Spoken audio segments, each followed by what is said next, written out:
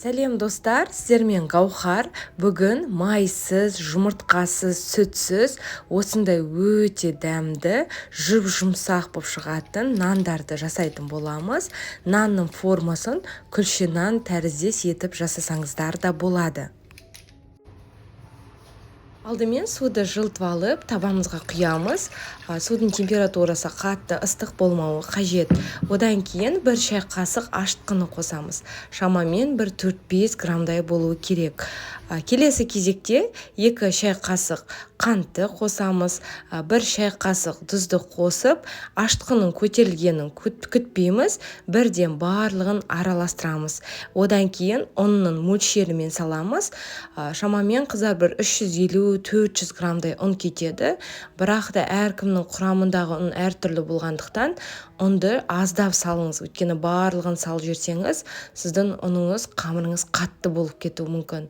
Ең сонда осындай қамыр болған кезде жарты кеседей сұйық майымызды құйып, тағы да жақсылап барлығы 3-4 минутта иі қанғанша осылай араластырып илеп алатын боламыз. Одан кейін бетін жауып 1 сағатқа көтерілуге алып қоямыз.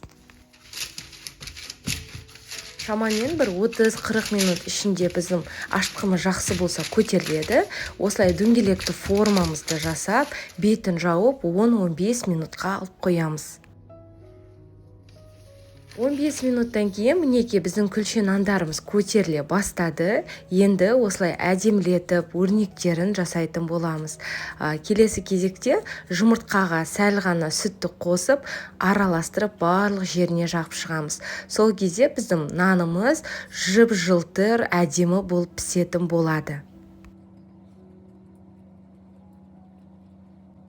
Бетіне күнжіт сепсеңіздер болады. Мен күнжіт дәнін септім.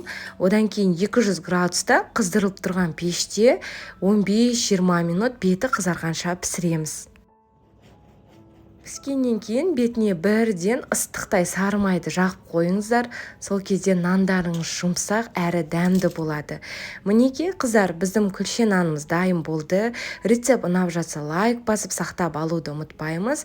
Сонымен қатар алдағы уақытта тағы да өте оңай жасалатын тағамдардың рецептерімен сіздермен бөлісіп отырамын. Каналыма тіркеліп кетеміз. Сіздермен бірге болған Гаухар, ас болсын.